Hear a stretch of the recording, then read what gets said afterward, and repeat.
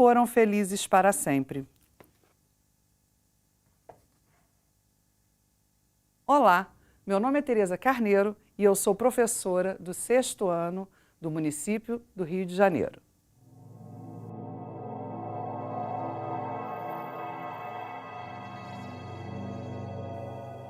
Hoje nós vamos falar sobre os contos de fada. Vocês já devem ter visto, lido, assistido no cinema e na televisão também. Vamos começar a nossa história? Vocês conhecem um conto de fadas? Vamos conhecer então agora? O conto é uma narrativa curta, com poucos personagens.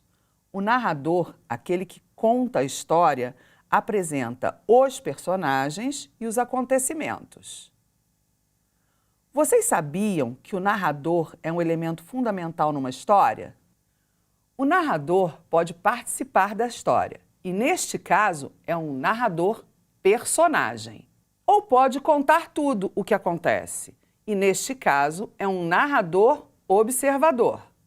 Os contos de fadas normalmente têm um narrador observador. Nos contos de fada aparecem seres fantásticos, maravilhosos, encantados. São histórias muito antigas e transmitidas oralmente de geração para geração. Estes contos têm uma característica bem marcante. Eles começam sempre com "Era uma vez" e terminam com o "Foram felizes para sempre". Agora nós vamos falar sobre a estrutura dos contos. O conto costuma ser estruturado em 4 partes: introdução, desenvolvimento, que é o conflito gerador e clímax, e conclusão, ou desfecho. Vamos a elas? Situação inicial é o início da narrativa. Nela, podemos descobrir o contexto da narrativa.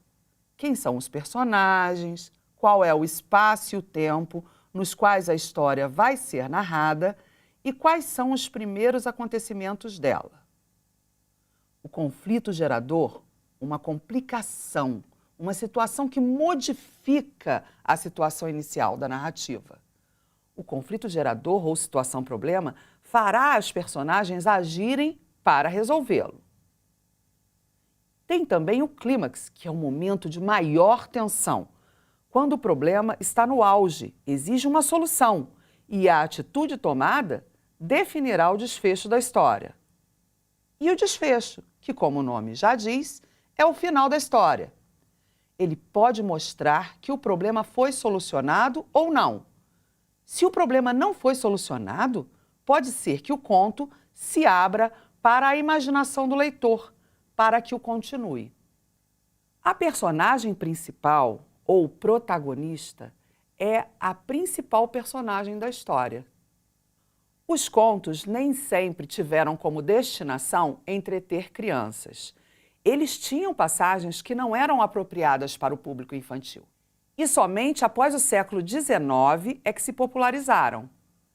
Nos contos de fadas e nos contos maravilhosos, existe a luta do bem contra o mal, para que se chegue ao final feliz, ou o "e foram felizes para sempre". Vocês conhecem algum conto? Alguns são bem famosos e já viraram até desenhos animados, como Branca de Neve, Cinderela, Rapunzel, A Bela e a Fera. Esses são clássicos.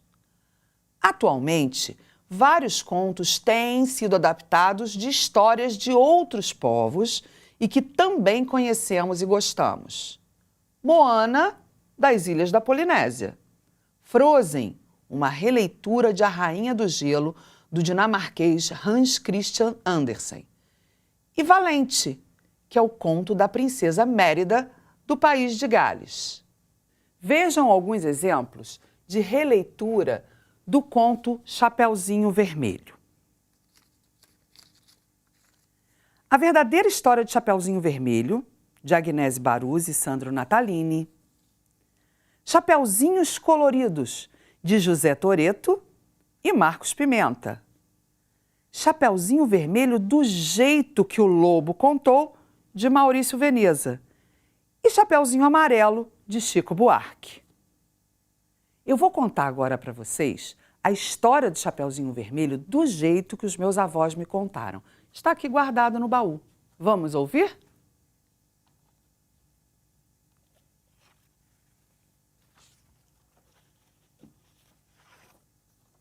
Chapeuzinho Vermelho.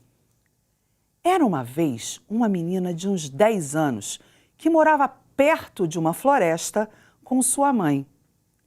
Ela sempre usava uma capa com um capuz vermelho, por isso a chamavam de Chapeuzinho Vermelho.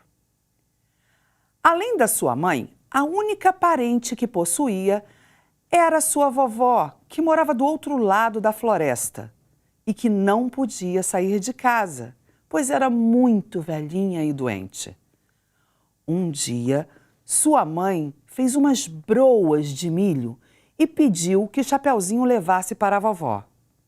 A mãe recomendou que a menina tomasse cuidado e não se desviasse de seu caminho, pois naquela floresta havia muitos perigos. Chapeuzinho pegou sua cesta e seguiu o caminho com cuidado. Em certo momento, Chapeuzinho escutou um barulho e parou assustada. Por entre as árvores surgiu um enorme lobo. O lobo tinha a intenção de devorar a menina, mas ouviu por perto o barulho dos lenhadores que estavam cortando lenha.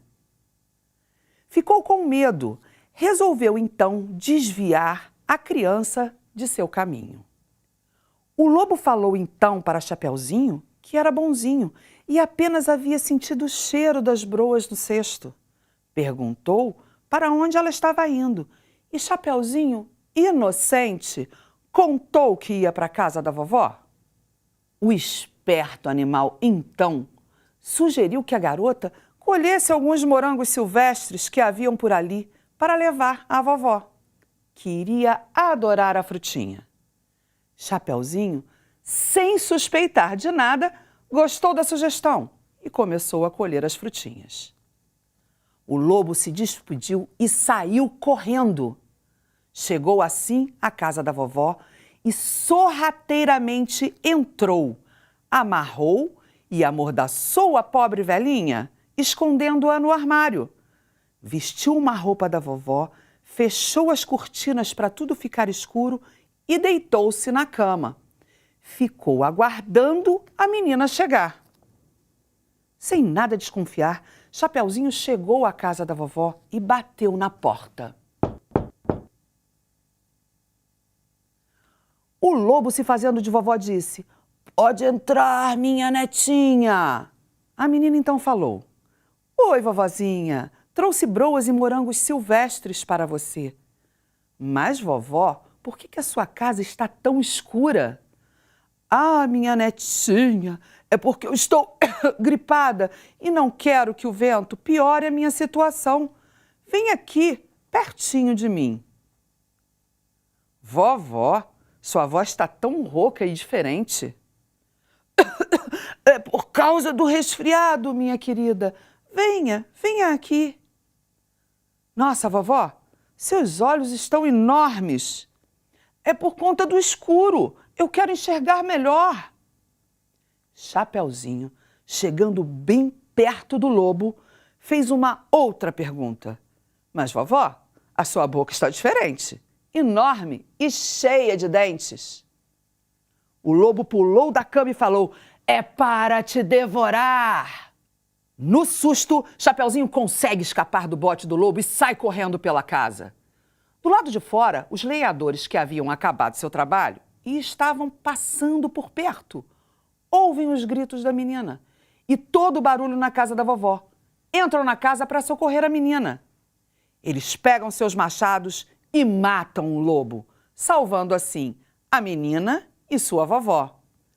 A vovó, então, decide se mudar para a casa da neta e todos vivem felizes para sempre. Agora que vocês ouviram a história, eu vou fazer uma proposta para vocês.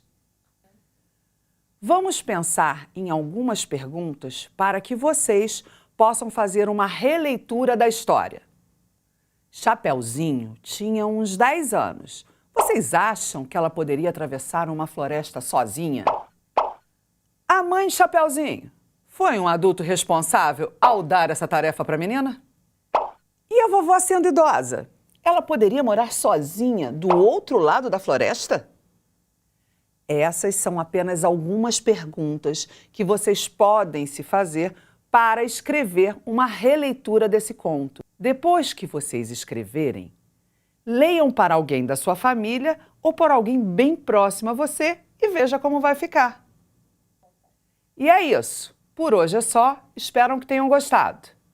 Assistam às aulas da Multirio e façam o trabalho no material complementar carioca do 6º ano.